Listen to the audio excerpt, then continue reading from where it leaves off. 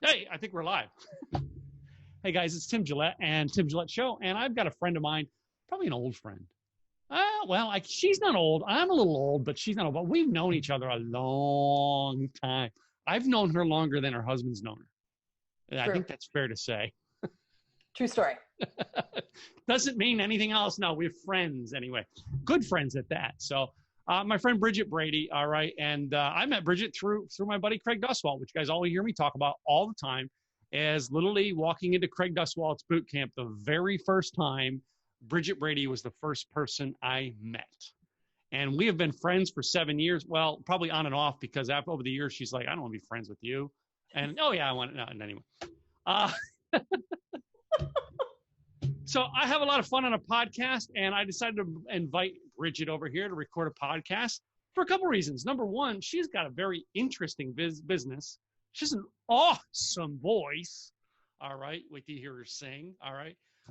She's taught me a lot of things in life, and we both have had ups and downs, successes and failures. All right. That we tell war stories over drinks sometimes, and sometimes we just go, yeah, I'm so glad that part of my life's over with. Anyway, so I invited her on here today to do a quick broadcast about some of the things going on in Bridget's world. So before I get started, anything else? Bridget, tell everybody about who you are without me telling them. Yay. Well, first of all, thank you so much for having me. Yes, as a matter of fact, I was just checking my email, looking for an email from you, and I got some email from you back in 2012. So yes, we have been friends for a long time. But yeah, you are the old one, and I am not. So it's just the way it is. It's life. Yes. So thank you for having me. I'm so excited.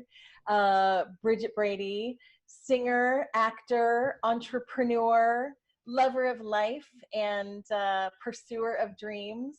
I have been singing all my life.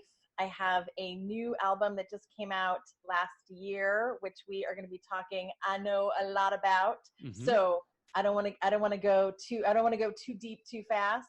But yeah, I have a brand new album out. I have an incredible show coming up.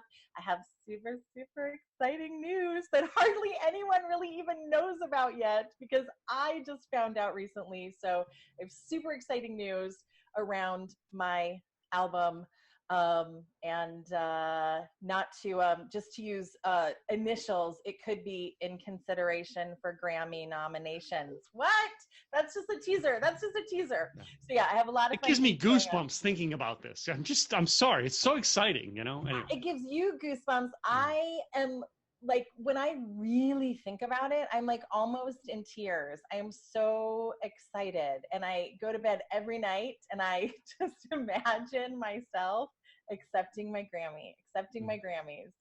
So yeah, but yes, that's just the tiniest tip of the iceberg. Who is Bridget Brady? And to think of Bridget Brady. All right, I know I usually ask this question to one of my podcasts, but I'm going to ask this one up front. Is you can go all the way back to, like, you know, little Bridget Brady in school. What would you tell her now? I mean, knowing where you're at now, what would you tell her? Oh my gosh.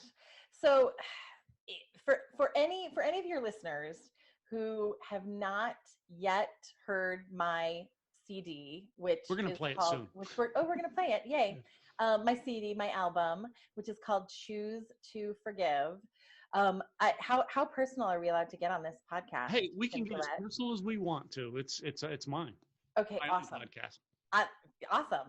It's your podcast and it's my time, so we're in a good space. So I would tell little Bridget, so many things. But for those of your listeners who have not heard my album, it is deeply personal. The title track, Choose to Forgive, is about the child abuse that I endured from my father and my journey to overcome that abuse, and how it is to be an adult that was pretty profoundly abused as a child. And so one thing that I would tell little Bridget, and again, I can so cry about this, but crying is so good. It is. One thing I would tell little Bridget is that you are lovable and you are worthy, and that the messages you're getting right now are not the truth. Mm-hmm. So that's one thing I would tell little Bridget. I know it's probably a little deeper than a lot of your business people go, but that's the truth. That's what I would tell little It Bridget. is, but I do have the belief. I'm not being cocky when I say this, but I have the belief that there is a little Bridget listening to this podcast today, who's going, I want to be that someday. I mean, I love that. yeah, you think about how many people desk, we look in our world that we look up to. All right, and I want to be them someday. Yeah. And now that's one of the reasons I asked that question, is because there's always a little me out there that really wants this advice. And every one of my guests, there's a little them out there too, who is looking for someone that they can put their faith in. You know what I mean? All right. Who they may be going through this same abuse cycle right now and going, God, when is it going to end? And you're giving them the tools to deal with it. Because when we get to life, when we get to adulthood, there's all kinds of tools that we wish we knew when we were kids, but we don't get them all the time. You know what I mean? I've been fortunate. I've had a great family life, but not everybody's had my fortune. And it's sad. I mean, I wish I could give my wonderful childhood to everybody, but it doesn't work that way. Right. And I know you're talking to that little girl right now, Bridget, who really is. Yeah. So that's I love that she's listening. So that's the personal note that comes with like the big smushy hug with her. And then I would also on the career sort of life advice, I would tell little Bridget it's going to be a little harder than you thought it was going to be. It's going to take longer than you thought it would take. I mean, like everything, career, money, relationship, it all is going to take longer than you think it will take. But I promise you, if you hold on to your dreams, like really beautiful, amazing things happen. So just hold tight to your dreams and your hopes and everything that you want, because your life is so freaking amazing. It takes longer than you thought it would take, but you will get there. That's what I would tell little Bridget. So, and there's tons of people out there, when you hear the songs today, guys, that you're going to be so inspired by them. I was, when I was hearing them for the first time, I was inspired too. And I'm a guy for mushy music. All right. My daughter picks on me for it all the time, but I'm a guy for mushy music. Yay. And my daughter picks on me because I have a Miley Cyrus song on my playlist. Big old bad rock and roller's got a Miley Cyrus, because it was a song that inspires me. And sometimes we've got to find things like that inspire us. And when you see Bridget's music, it is inspiring. But I've known Bridget for a few years, so her life has been inspiring to me. So, and it is so awesome to have you on the broadcast. So, although it's not all, I would like to interject that it is not all mushy. It's not all mushy. There are a few very mushy songs on my album, but maybe if we have time, we can also play a little bit of "I'd Rather Be Alone," which is also on the album, which is not mushy at all. So I had my old radio show producer. She did music as well, and I used to play her songs on my old radio show when I was on the network for a long time, until she passed away. And it just, her songs were all like, you looked at her, she looked like this sweet, innocent blonde girl, but they were all like these gothic, rocky songs. And I'm like, oh my gosh. Anyway, so why don't you do me one favor? Can you fill my listeners in on maybe how you got started in this? What got you started into wanting to sing and connect with the world by music? Yes, absolutely.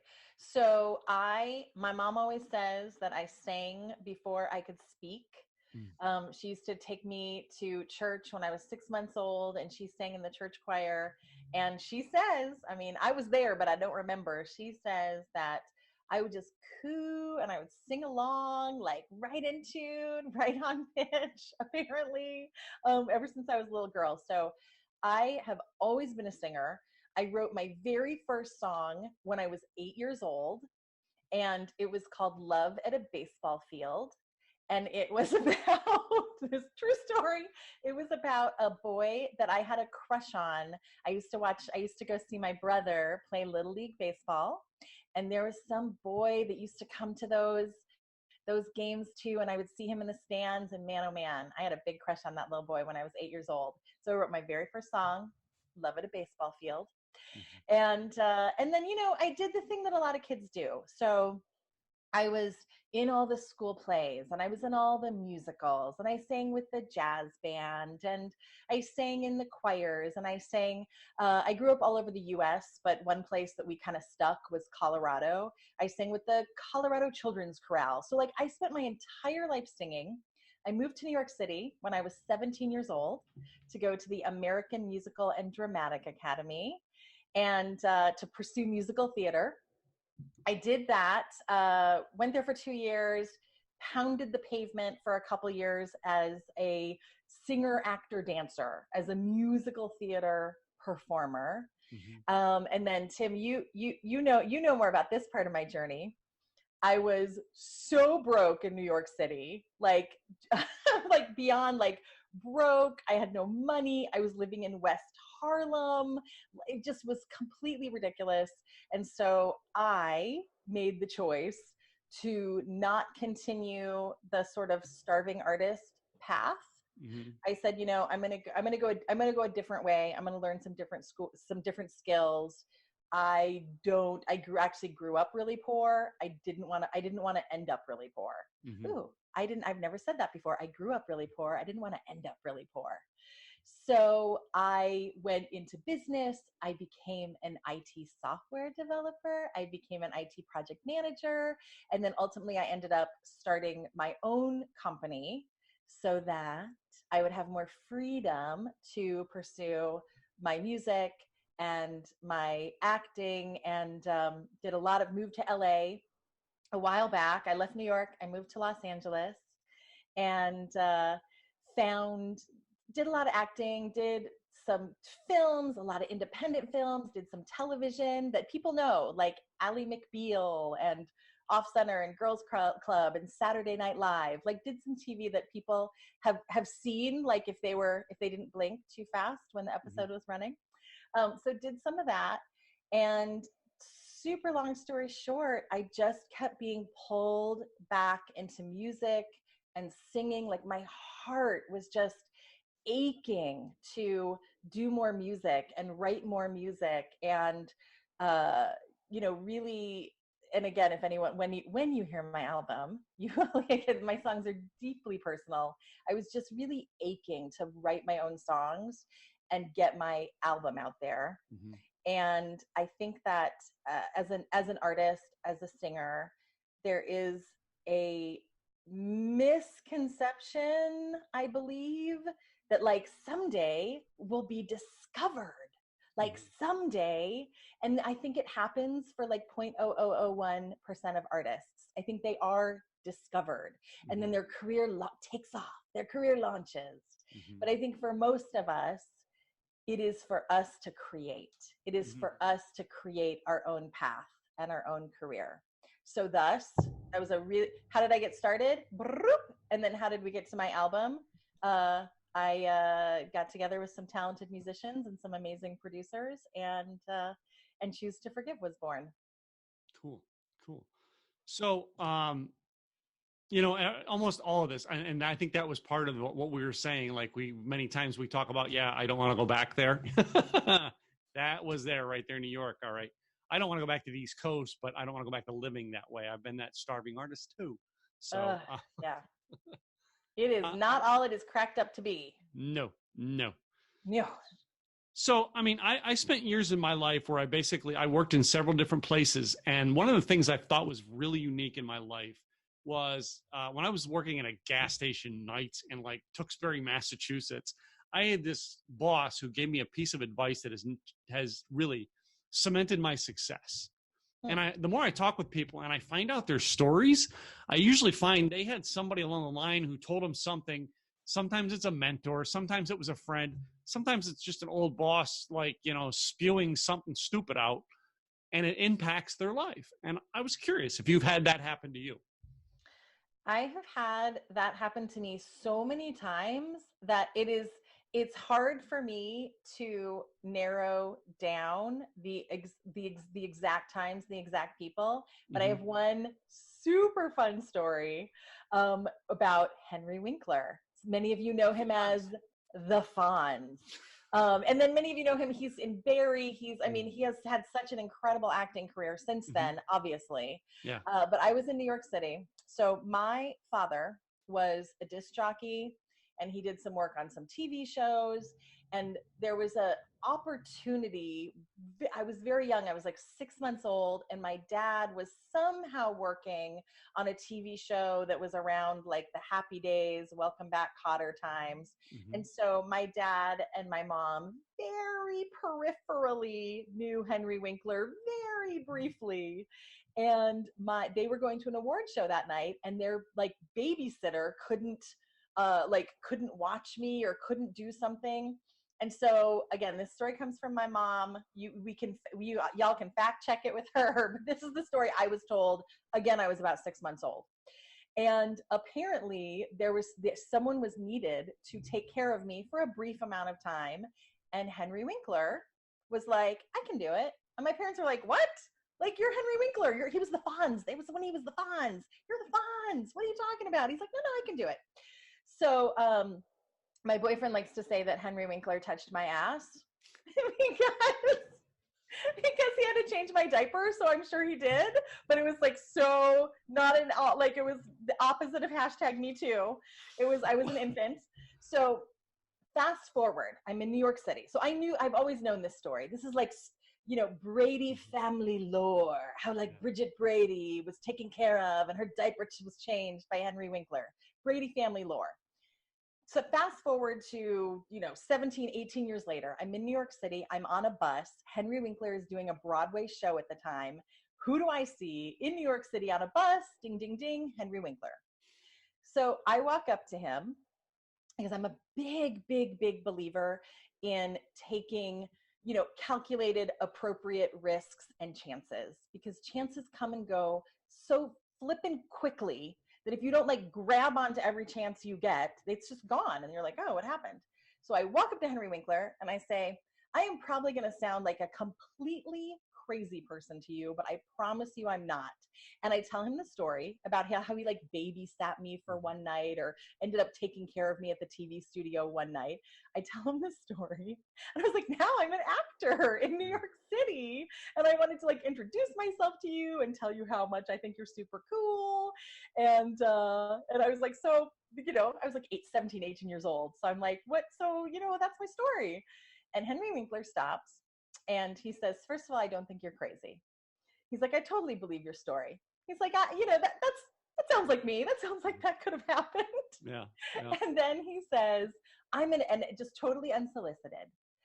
And it's very interesting how it plays into what I would have told young Bridget. He says, I'm going to give you one piece of advice about your career. Tenacity.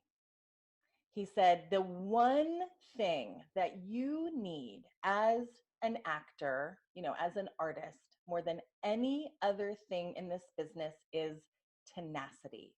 If you just don't give up, good things will happen for you. And I was like, okay, Henry Winkler, thank you. And then that was it. And I think it was his stop or it was my stop. And I think he was on his way to the theater. So I was like, have a great show. And he got off the bus and I was like, I just talked to Henry Winkler, who apparently at one point when I was 6 months old, touched my butt. So the story goes. There you go. That is fantastic. And I'm like, just the touch the butt. I was like, oh my gosh. Well, I wanted to clarify. We're not even going there, but we live in a time when we must be deliberate with our words, and so that's why I wanted to super clarify. I was 6 months old, and he was changing my diaper. Clarity, my friend, clarity. I was just going to say, and ever since, Bridget's been touched with goldness. That's right. That was it. That was the one, like a little bit of his pixie dust rubbed off on me. It was awesome. And we have a whole new meaning as to why he went, hey. No, that is completely, nope, nothing to do with that at all. I will not sully the name of the great Henry Winkler. It's one of my favorite stories. He's one actor I wish I hope I get the chance to meet. I really do. He's one I haven't met. I've met a lot of them through our connections we have, with Craig and Glenn Morshower and stuff like that. I've met so many people that, like, if you'd have told me 10 years ago they were going to be in my life, I'd be like, yeah, right. It's like, and I see them all the time. And even this past week, with the loss of Eddie Money, we both connected to Eddie Money through Craig. Right. And I have a funny Eddie Money story. And it's like, most people are like, oh, wow, really? And like, when you get out of your comfort zone and go do that, like you said, the tenacity, go out and do and go for it. You're going to be surprised at the where you're going to connect with what in this world. I truly believe that. And like I said, 10 years ago, you told me that, I would have went, yeah, right. But I got out and I actually tried to do things. All right. I had that go get it. I just determined not to quit. Yeah. And it pushed me so far. And I see it's done the same for you. So, I mean, that was great advice from Henry. So really, and he just like launched into this like sage advice for me. And it was so amazing. And I don't know if you guys, if anyone listening watches the show Barry, it's an HBO show with Bill Hader, but Henry Winkler is on that show. And he is Bill Hader's so brilliant. I mean, everyone on that show is so brilliant. I love that show.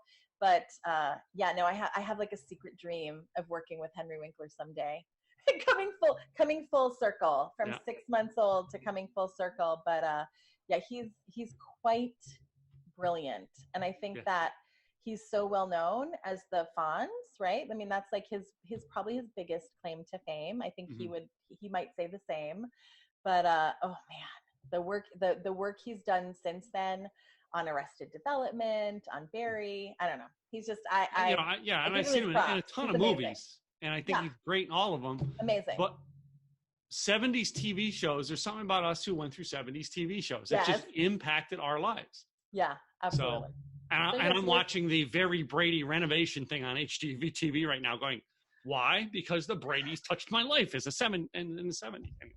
Anyway. I am not watching that, although I'm a Brady. So I guess I should be watching. You're a real Brady though. You're not a TV Brady, you're a real Brady. I'm a real Brady. Yeah. Yeah, I don't mess around. Yeah. So anyway. So then now you've got this album out, all right. You put it out about a year ago now? Yeah, it came out. It launched on November 7th or November 1st. It launched the very, very beginning. I did a couple of different, like the single and the album. So it launched that very first week of November. I actually debuted the music video for Choose to Forgive, the title track of the album, at Craig Tuswald's Rockstar Marketing Bootcamp. So that was incredible because we self-produced this music video. It turned out so incredibly beautifully. And Craig was kind enough to let me debut it at his boot camp. So that was awesome. It was awesome. Craig does all kinds of cool things for his mastermind members. I'm just saying, it's a cool mastermind to be in. It is. He's a pretty cool guy. I like him. All right. He's pretty cool. So he's this is the 2nd November. He'll be speaking at my event. And I'm like, oh my gosh, I got him. I remember the days when I thought I couldn't get him once. Now I get him twice. Anyway. So lucky. But yeah, so I launched it at the very end of last year. And what's funny is that, like, again, all these things that happen for a reason, right? There's this saying that everything in life happens for a reason, and that reason is there to serve us. Mm-hmm. And the reality is, and I didn't know anything about the Grammy nominations and the considerations and when the submission and how. I knew nothing about how that worked. I mean, I grew up my whole life saying, like, someday I'm going to win a Grammy, but I didn't really know how the process worked. And so this is sort of interesting. I was pushing so hard to get my album out the summer before November. I mean, begging, cajoling, crying, praying, pushing my producer, pushing my musicians, push. And the universe was smarter than I was, because the more I pushed, the more it got pushed back. And then the more I, like, at every turn, it was like, oh, now this needs to be happening. And now, you know what, we need to hire a new guitar player and redo the guitar tracks. I'm like, what? We have to redo all the guitar tracks on this? So it kept getting pushed back. only to find out, and I didn't find this out until this year, that the only albums and songs that are eligible to be in consideration for Grammy nomination have to be released. And for all my Recording Academy friends, please forgive me if I'm slightly off on these dates, but they have to be released between October 1st and like August 29th or August 30th or 30th or something of the correct year. Yeah. So if I would have gotten my way, and anyone who knows me knows I love to exert my will on the universe. Mm-hmm. If I would have gotten my way and my album would have come out before it did, it would not have been eligible for this next round of Grammys. Wow. So it was, kismet or good luck, all those things. So let's take a quick break here, and I'll play one of the songs from the album. I would love that. Yeah. So let's play Be Happy, because I want to be happy first. Okay. Well, I'm standing at the crossroads, and I'm looking at my past, and I wonder if I'll ever be able to get back to being happy. It's been a long, long time since I've been happy, but I'm on my way back. I laid out on the floor, and I watched too much TV, and I called out to the people who never called me back to being happy.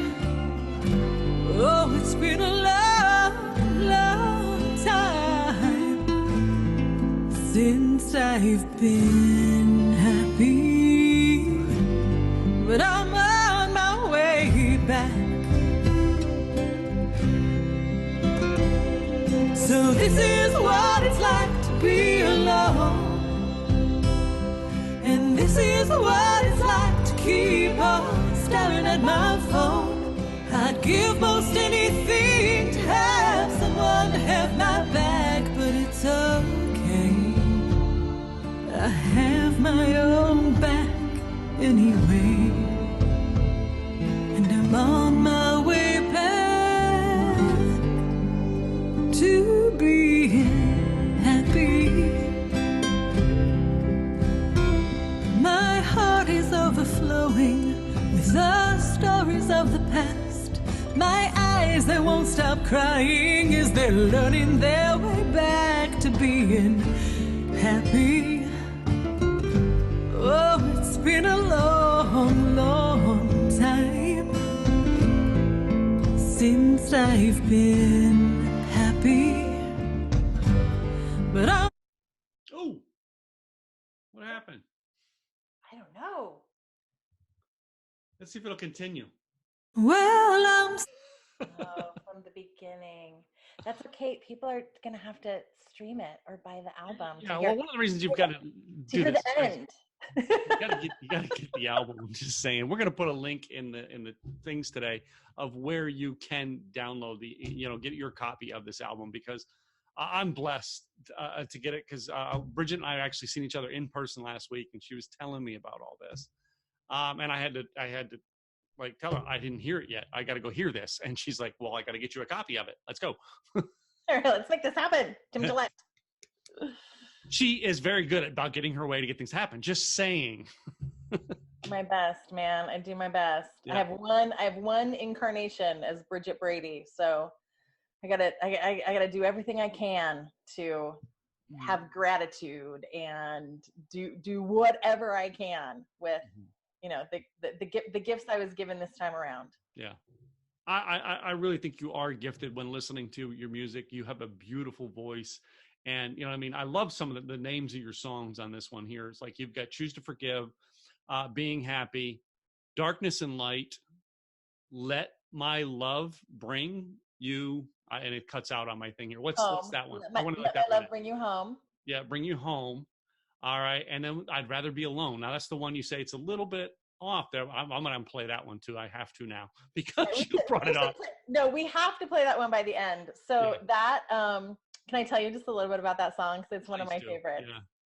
So that song is about, I was in every horrible relationship you can imagine. Mm-hmm. And then I took a 5-year hiatus from before I met my boyfriend, I took a 5-year hiatus from everything. 100% single. And towards the end of that 5 years, I said, I really want to get myself back out there. I don't want to be single for the rest of my life. So I'm going to try online dating. And over the course, oh yes.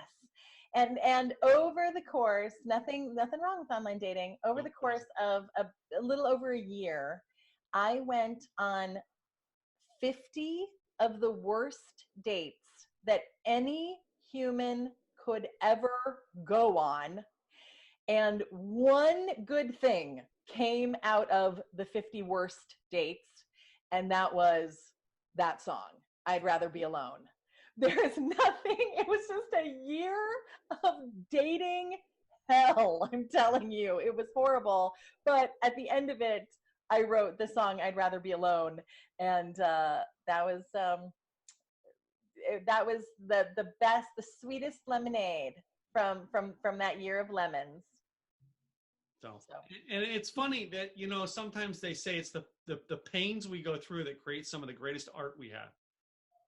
And it's, I was talking with one of my mentors this week, and we were talking about the very idea, like I work in the video and the podcasting world, and we were talking about a bit of advice we heard from somebody that literally, when he heard it, we both heard it at this event from this person. And when he heard it, it touched something in his life that he was going through. And when I heard it, I'm like, oh my God, 2 years ago, I was going through that. I wish I'd heard that then. And he goes, why is it? And he said to me, why is it that it's the pain that we get the most memories from? I says, sometimes it's the pain that creates the greatest art. And he goes, you're right. Well, art is, most great art, in my opinion, mm-hmm. it comes from the highs and the lows, mm-hmm. right? I mean, I'm probably not going to write a song about, sitting in my backyard reading a book. Mm-hmm. And now I'm sure that I could find a way to write a beautiful song about that, about the simplicity of life, or like in having gratitude, enjoying small things. I don't know. Mm-hmm. But I know for myself, in my songwriting process, I usually tell people that in general, I kind of channel my songs. And I don't mean that I do not mean that in like a woo-woo kind of a way. The song I'd Rather Be Alone, I kind of started it a little bit before I ended up writing it. I was like, oh, a little this, a little bit of that. Oh yeah, I like it.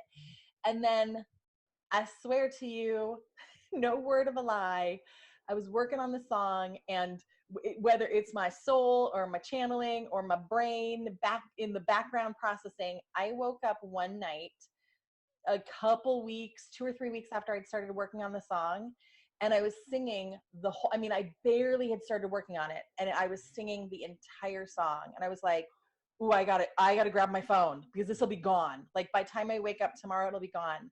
And I literally grabbed my flippin' iPhone and just pressed record, and I was like half asleep. And I essentially sang that whole song into my iPhone. And then the next morning I listened to it. I'm like, oh yeah, that sounds pretty good. And I transcribed it, and I made some adjustments. Like I was like, maybe this, not this. And I finished it.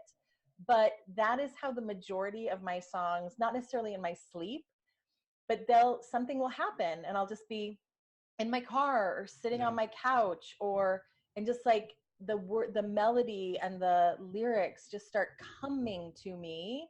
And if I am smart enough and conscious enough to pick up my dang phone and record those into my phone, they often turn into really beautiful songs. So I call them my Inagata-DeVita moments. Yeah. You're in the Garden of Eden moment. Yeah. If you know the story behind the song, all right. They wrote the song. They were all out of it one night, and they were like, "That's good."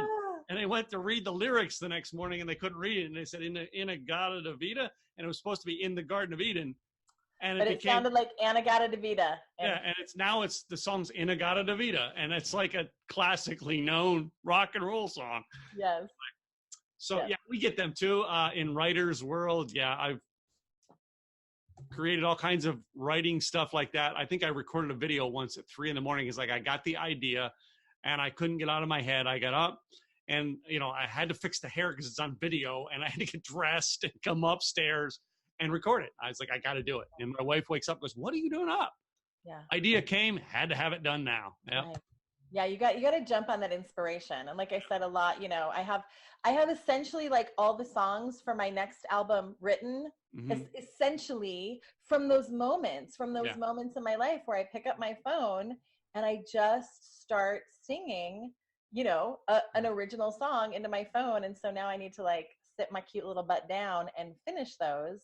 But that's a project for next year. This year I'm promoting this album. Next year we'll record another one. So speaking of promoting this album, I understand that you've got a For Your Consideration show coming up. You want to tell us about that?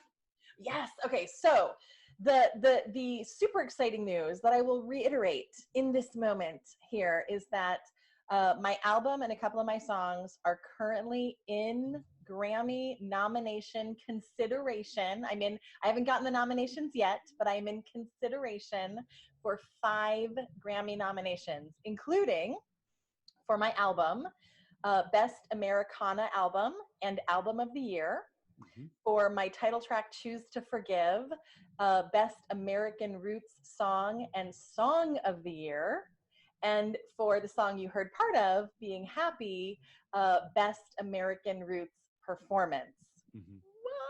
So wow. I have 5. I'm calling down the Grammys. Yeah. So I have 5 different categories that I'm in consideration for. And so in a way to, celebrate it and have an opportunity for people to come and hear me live and celebrate with me, I am doing a very exclusive, very incredible For Your Consideration concert on October 2nd of this year, 2019. And it's going to be at a really great space in West Hollywood called the 1111. And tickets are available on my website at BridgetBrady.com. And, I'm inviting everyone. So I should fly in from Dallas to LA, is what you're saying, right? Yeah, you're flying. Anyway, yeah, you should definitely fly in. But yes, everyone, for those of you listening on podcast, I'm doing air quotes. Everyone is invited. No, but everyone is invited. And it's just a great opportunity for voting members of the Recording Academy, who of course are invited to mingle. I've invited radio stations and record labels and music professionals, and of course, fans and friends and family. My mom is flying in from Colorado, and it is going to be an awesome, awesome night. So it's going to be a concert and a little after party. So it's going to be it's just going to be a great opportunity for people to, yes, come celebrate with me, but also a great opportunity for fans, friends, and music industry professionals alike to mingle and just celebrate this awesome, Grammy season and being artists and all the other things that we love. Yeah. I actually am going to be in LA on October 2nd, so I'm going to try to come to it, really.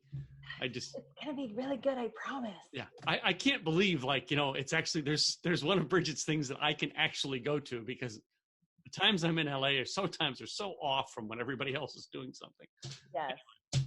So that is just awesome. So I think I'm going to play another one of the songs. That'd be great. Because you said I'd Rather Be Alone is a good song, I think we're going to play it. Yeah, let's do it. All right. You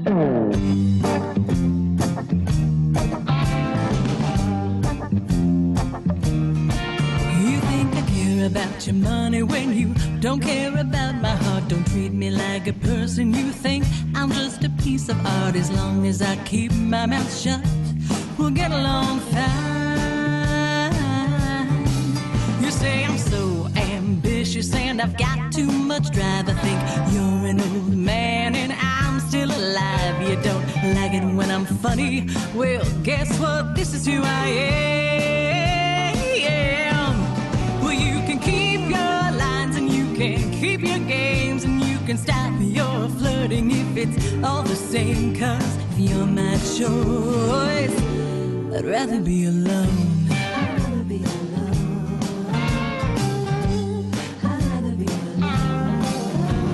You wanna know my body, but you don't wanna know my mind. You put your hands all over me, but won't look me in the eye. You say I've got too many rules, you just can't understand.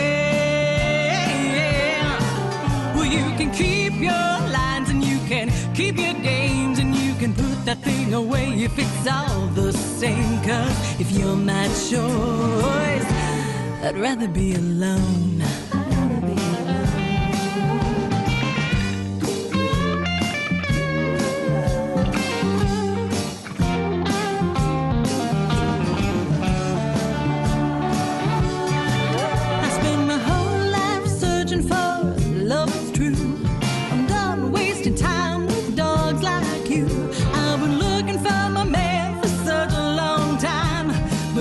Little boys are all I seem to find. I just keep wondering where can he be? I wonder if he's out there looking for me. I don't wanna be alone, but I won't choose you.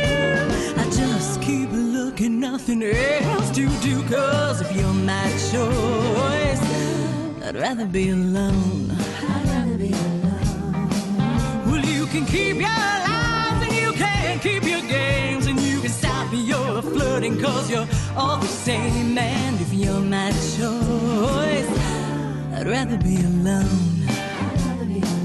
Why don't you just go home? Please delete me from your phone. I said I'd rather be alone. Said the truth, I'd rather be alone.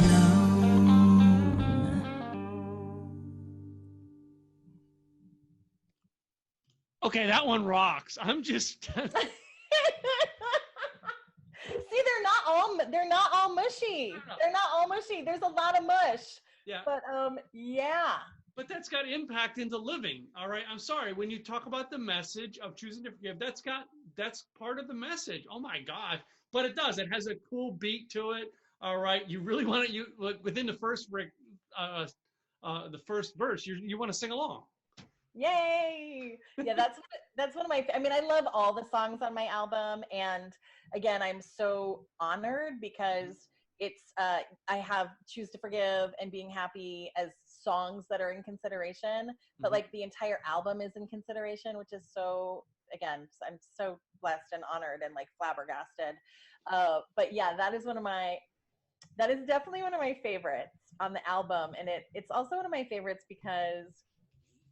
I mean, I still think it's beautiful and it has a great message, but I think there's an element of humor and comedy in that song that I personally, for someone who writes a lot of mushy songs, it was a nice, almost like departure for me to write something that was a little cheekier, like a little funnier than I usually write. It's got the humor to it. I said it's got everything to it. So it's just I'm glad you made me play that one to take you through.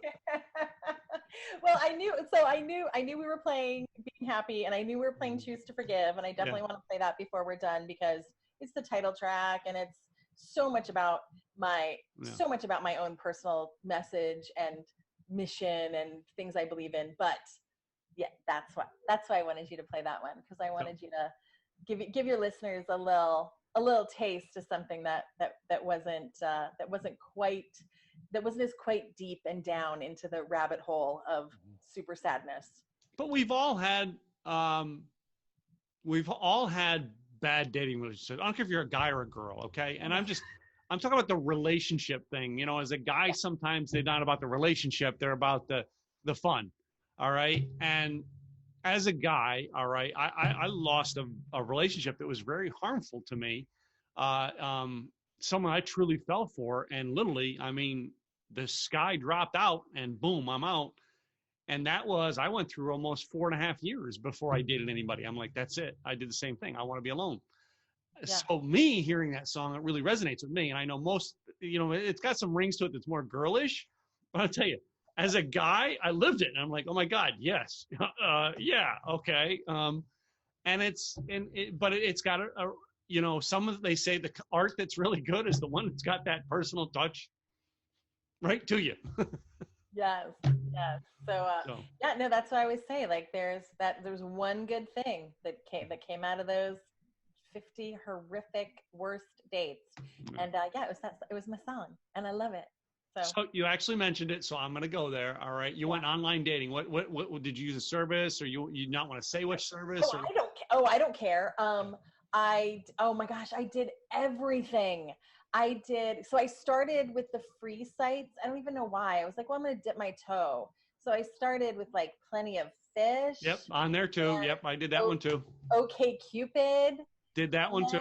I moved into Match.com because I actually know a pretty big handful of people who met their wife or their husband on Match.com. Mm-hmm. So I was like, well, I'm going to try that, only to find out that like after I did it, a lot of people were like, oh, no, not in Los Angeles. You can't do Match.com in LA. Like it only works in like Colorado and Chicago, and like you can't do it in LA. So Match was horrible. And then, because I should be fair, and then I ended up on eHarmony. And here's what's interesting is I was on eHarmony for the longest, and I was done. Like after that whole thing, I was like, this is it. I'm done. I'm done. My contract is expiring. Like my $50 a month eHarmony contract or whatever it was expiring. And I was like, I am done. And so I was like, I'm cancel. I'm out of here.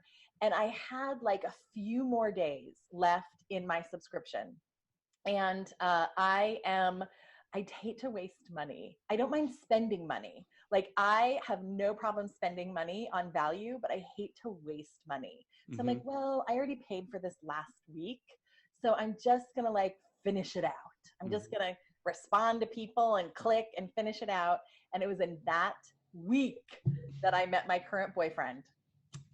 So you can't fault it all the way around, but I will tell you, it was like a little over a year to a year and a half of like truly the most awful.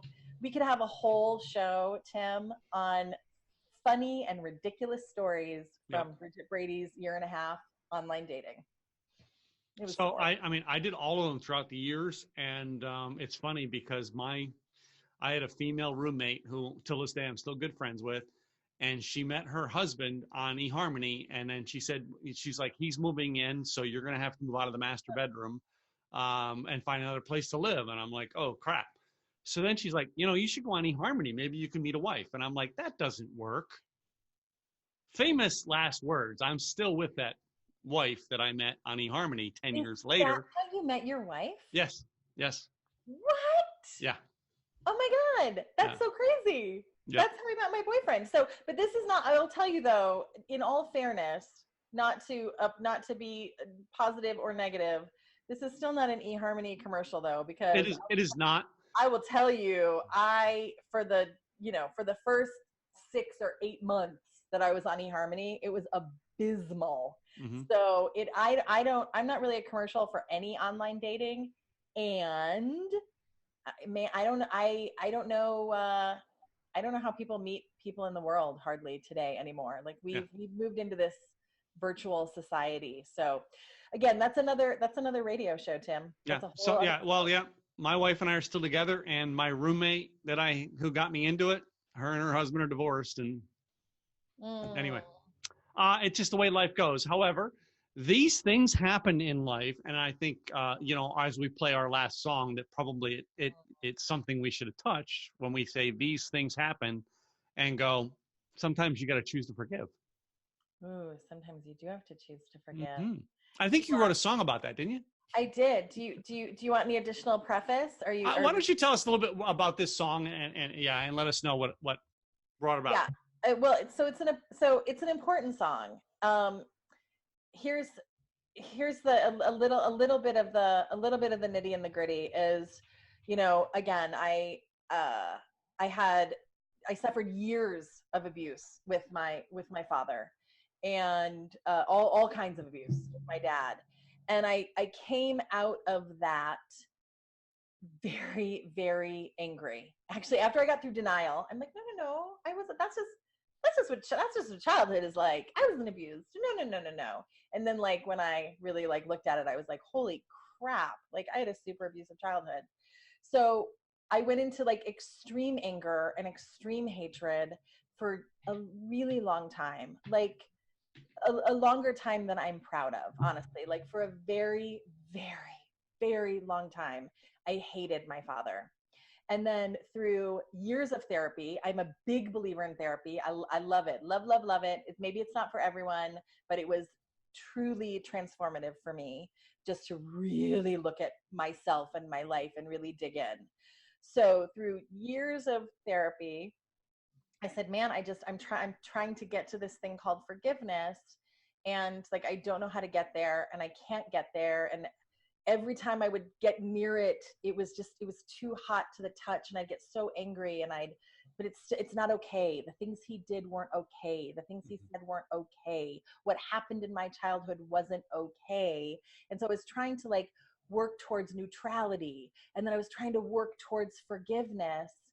And so somewhere along the line, I don't know if I got old enough or wise enough, or I'd been in enough therapy, like it hit me so deeply and so clearly that the relief I was looking for, the forgiveness that I was looking for, literally has nothing to do with my father. People say, oh, this is a song about your father. And although he's involved in this song, of course, this is not a song about my father. This is a song about me. And this is a song about every single person who has suffered any kind of abuse, and that ongoing journey towards trying to find healing, about the ongoing journey about trying to forgive. And then ultimately for me, one day I just said, I just have to choose to forgive him. And if you listen carefully to the lyrics, which I hope you will, you'll hear all of that in the song. But it's a song for every person who's ever been abused. And I truly like pray in my heart of hearts that this song is a modality of healing and hope for people. Because when I finally said, I don't know how to forgive, I don't know what it is, I don't know how it works, I'm just going to choose it, because, to borrow a lyric from my song, I can't listen anymore. This is no way to live. I can't carry you around, so I will choose to forgive. So you'll hear all the lyrics. They're really good. But I'm so proud of this song. But this is how this song was born, is out of my own, honestly, like desperate need to find a way to unhook from my childhood abuse and unhook from my father. And so this song was born. And here we go. Choose to forgive.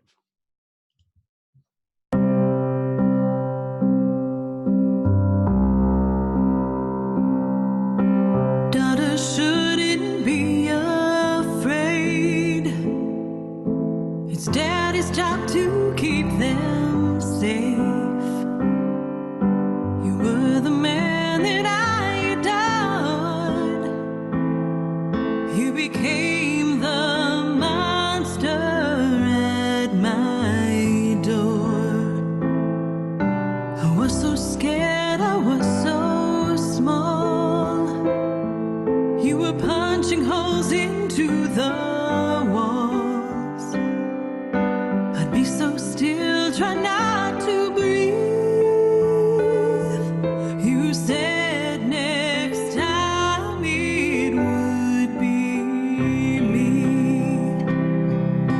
But I can't listen anymore. This is no way to live. No, I can't carry you around, so I will try to forgive. Yes, I will try to forgive.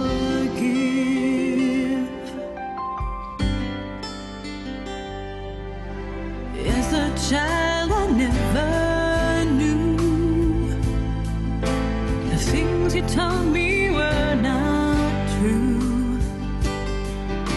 You filled me up with hateful lies. I hear them echo in my mind, but I can't listen anymore. This is no way to live. No, I can't carry you around, so I will try to forgive. Yes, I will try to forgive. Years and years go by, and you don't get to share in my life. I've been holding on to hate. I've got to find another way.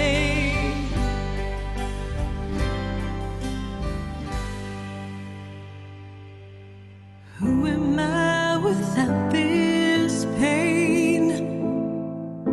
I can't forget my hurt and shame. I want so badly to be free.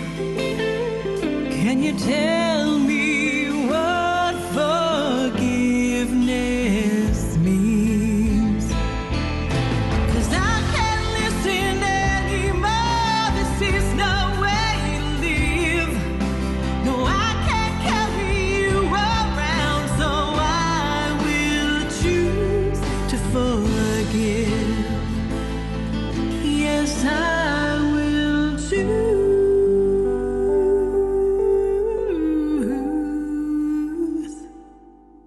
to forgive.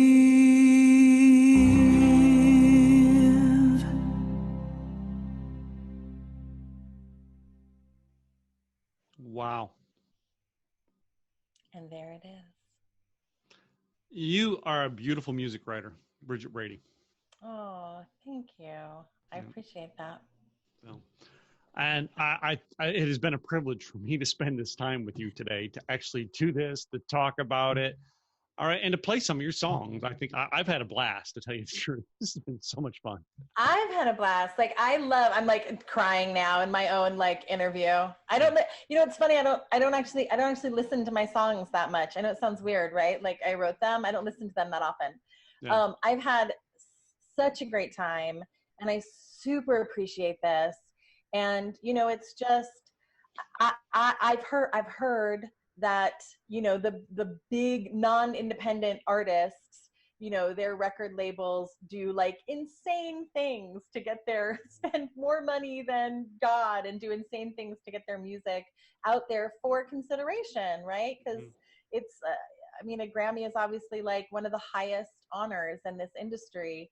And so I am so grateful that you, Tim Gillette, wanted to help me get my music out there.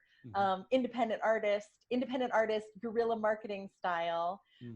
So that, you know, so that of course I would love to win a Grammy, of course, but just to get my music out to people so that it can do what it was intended to do, right? Like help and heal and laugh and cry and all the great things that music is so good at. So thank you, Tim Gillette. I appreciate you taking your time to have me on and doing You this. bet. Awesome. And I'm going to leave you with one thing as a memory. And I want you to remember this, Bridget, as you're going through this process, because right now you're on that edge. Am I going to get nominated? Am I not?